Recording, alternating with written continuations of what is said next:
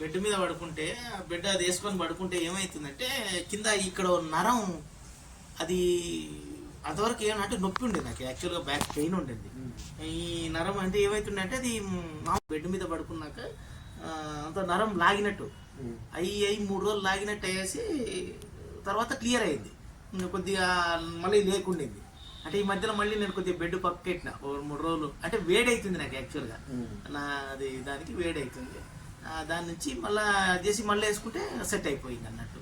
అదొకటి. ఇంకా అలసట అయితే ఉండదు. బెల్ట్ హ్యాండ్ అది ఉంటుంది కదా, మన బెల్ట్ పెట్టుకుంటే అది నేను మామూలుగా అయితే ఈ వనపర్తి మామనార్ వరకు పెట్టాలి అలసిపోయేటండి నేను యాక్చువల్గా. మన అరుణాచలం కంచి అదంతా వేసి నేను మొత్తం టోటల్గా ఒక 1500 కిలోమీటర్లు నేను డ్రైవింగ్ చేసిన. అది చేతికి పెట్టుకునే ఉండే ఎప్పటికీ. నాకు ఏం అలసట అనపడలేదు, అసలు అలసటే లేదు.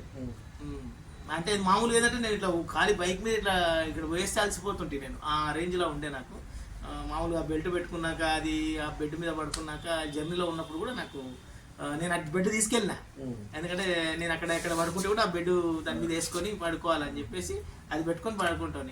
ఏం అలసట ఏం లేదు. అంటే జర్నీ బాగా లాంగ్ జర్నీ కదా, సుమారుగా 1500 కిలోమీటర్లు. అరుణాచలమే 500 చిల్లర ఉందేమో.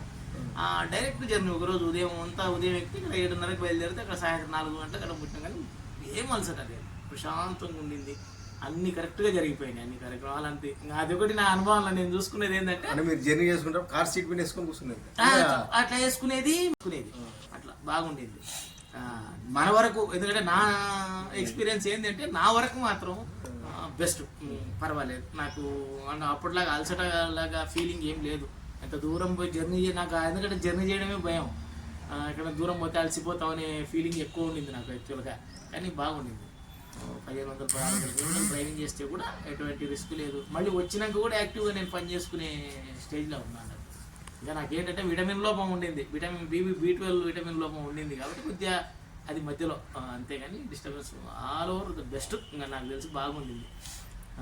ఇంకొకటయ్యా, మీరు ఇంతకుముందు ఒకసారి మేము కలిసినప్పుడు మీరు చెప్పిండ్రు, నేను ఈ ప్రోడక్ట్ వాడక ముందుకు హోమంకి వెళ్ళి వచ్చిన తర్వాత నాకు పరిస్థితి ఏ రకంగా ఉండే, ఇది వాడిన తర్వాత హోమంకి వెళ్ళి వచ్చినాక ఏ రకంగా ఉండే అని చెప్పింది కదా ఇంతకుముందు, అదొక్కసారి చెప్పండి. నేను ఏంటంటే మామూలుగా ఆ రోజు ఉదయం మామూలుగా హోమం కూర్చుంటే ఉదయం 10 గంటలకు అట్లా 11 గంటలకు అట్లా కూర్చుంటే సాయంత్రం 4-5 అవుతుండే. ఇక అట్లా తిరంగానే అట్లా అలసిపోయి పడుకుంటుంటే ఇంకా బయటికి పోకుంటున్నాను.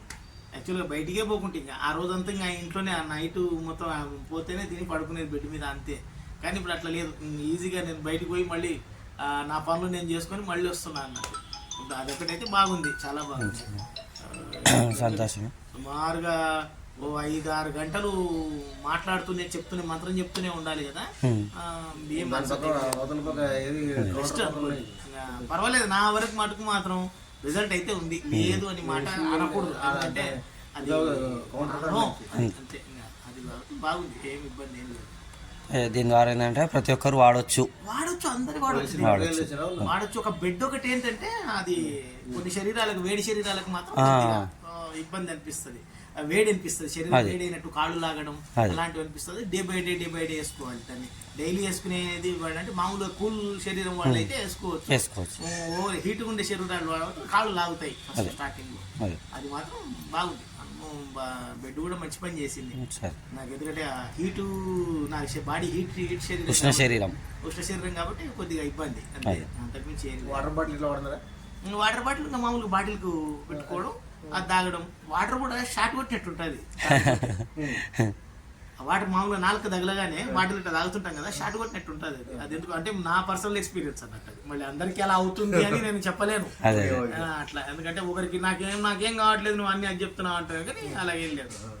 మన వరకు మాత్రం మన ఓన్ ఎక్స్పీరియన్స్ ఏంటంటే మామూలుగా అది ఉంది అన్నట్టు. మామూలుగా మనం ఇప్పుడు ఫిల్టర్ వాటర్ తాగుతున్నాం, అంతకుముందు బోర్ వాటరే తాగేవాళ్ళం, అంతే. అప్పుడు మనం డైరెక్ట్ బోర్ వాటరే తాగేవాళ్ళం, ఇప్పుడు ఏదో ఫిల్టర్ బిగించుకున్నాం బోర్ వాటర్కి అట్లా, అంతే. కాబట్టి అదొకటి మార్పు. బాగుండేది, అలసట లేకుండా హెల్తీగా బాగానే ఉంది. ఇప్పుడైతే పర్వాలేదు. నేను వెయిట్ వచ్చిన అది ఇదొకటి అంటే బాగుంది టోటల్గా.